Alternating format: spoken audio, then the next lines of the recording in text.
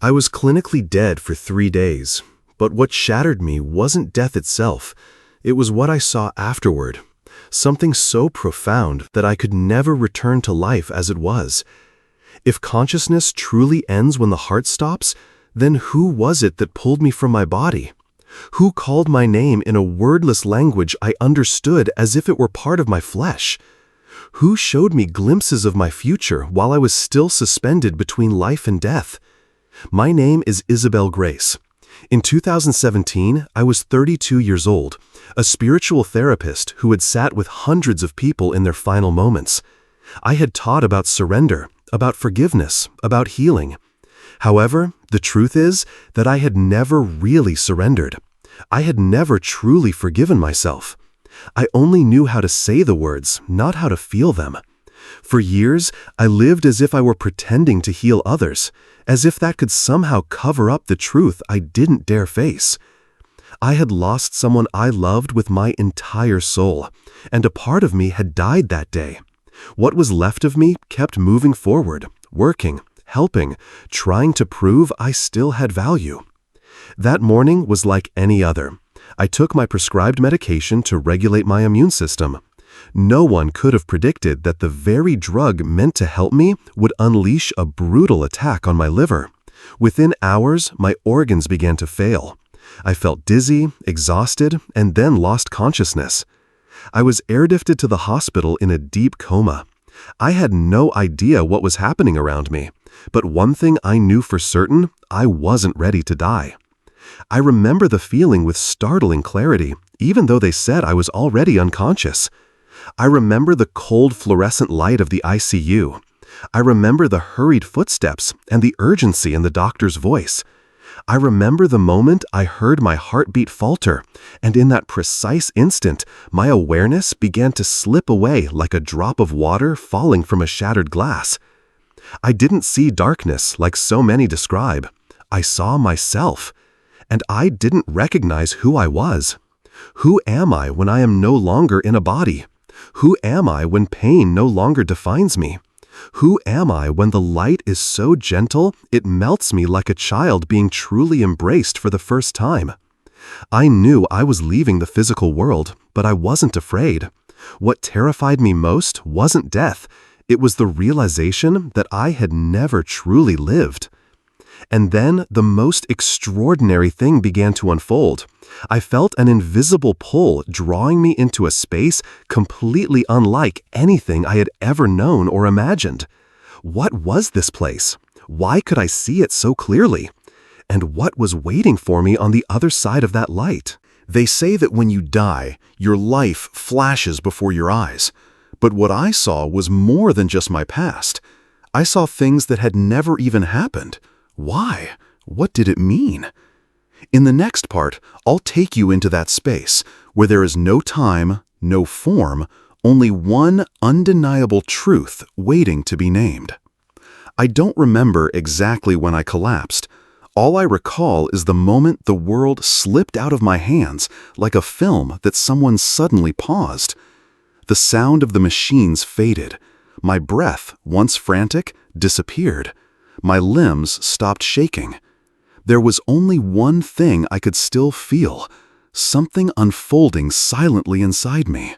A void, like a bottomless well, opened right in the center of my chest, and I fell into it without resistance.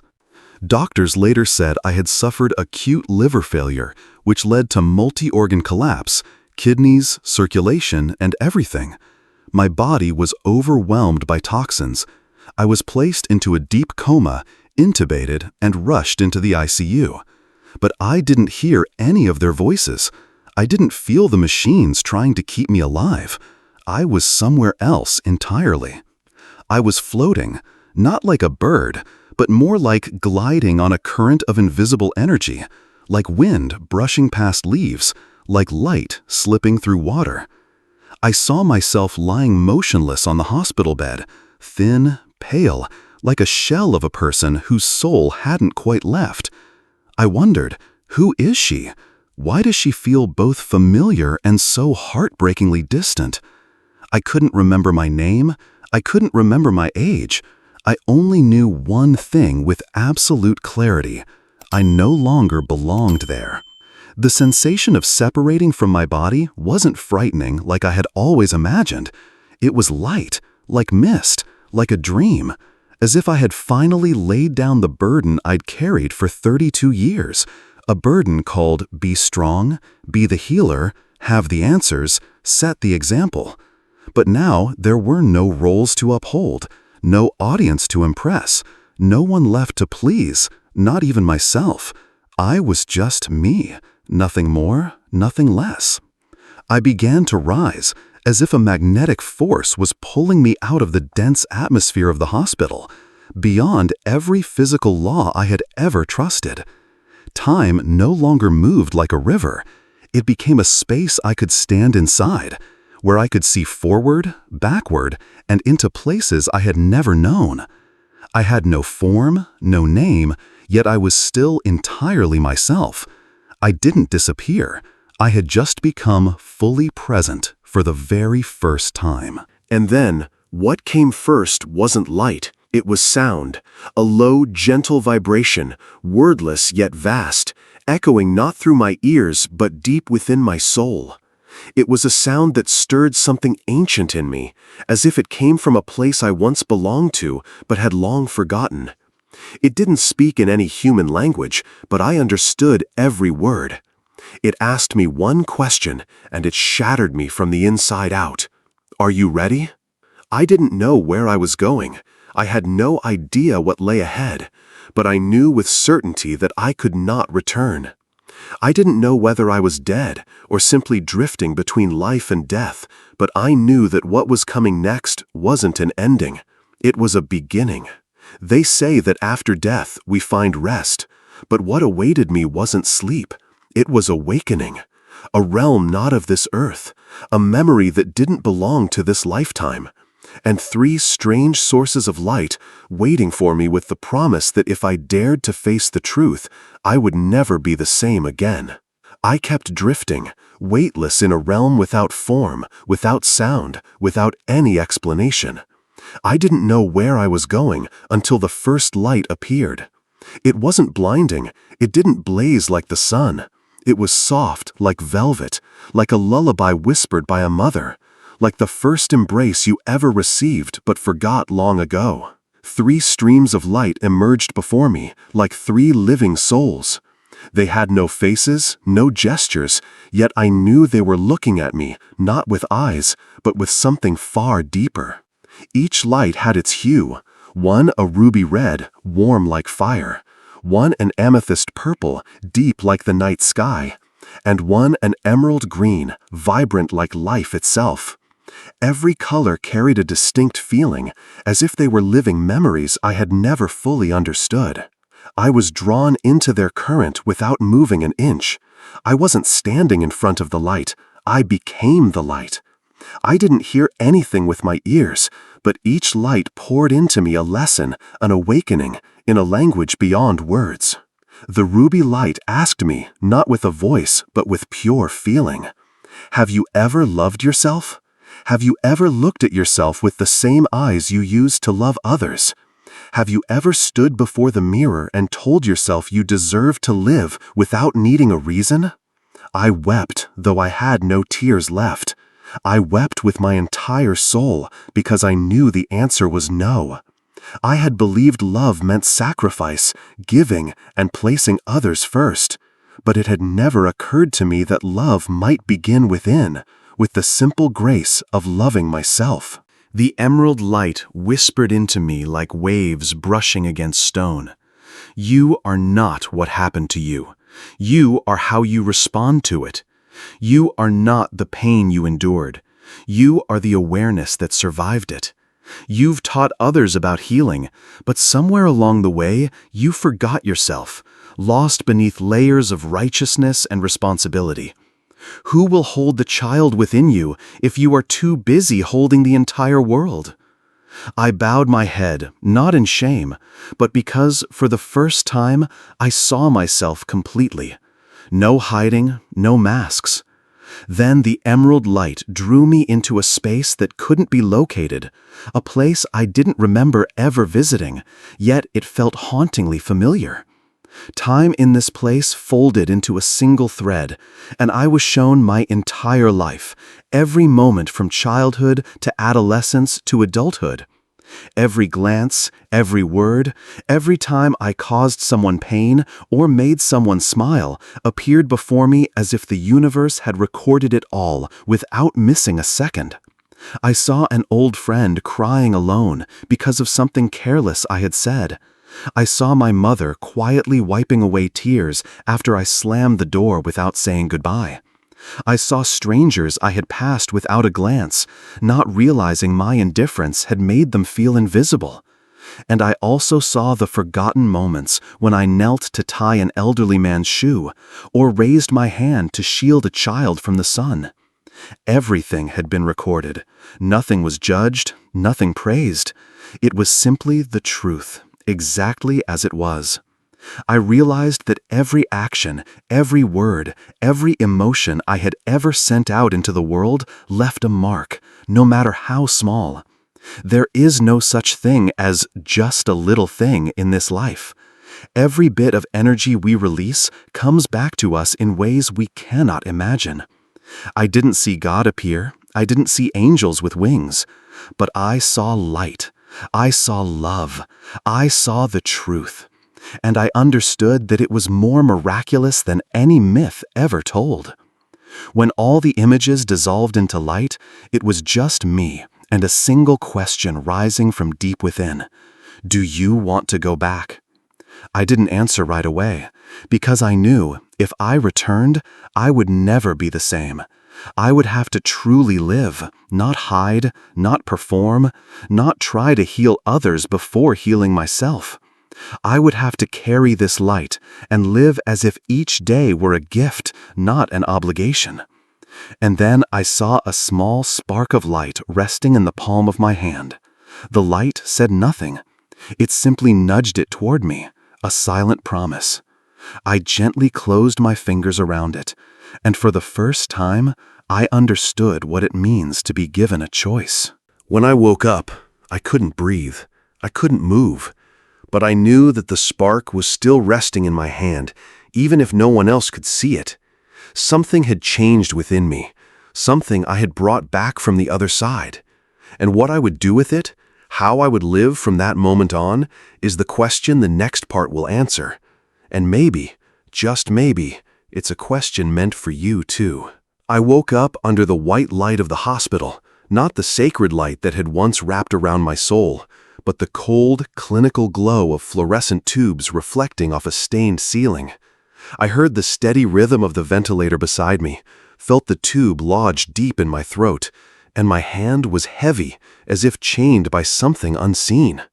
I couldn't move, but I knew I was back, and the spark was still inside me, even if no one else could see it. They told me I had been in a coma for 3 days and 3 nights.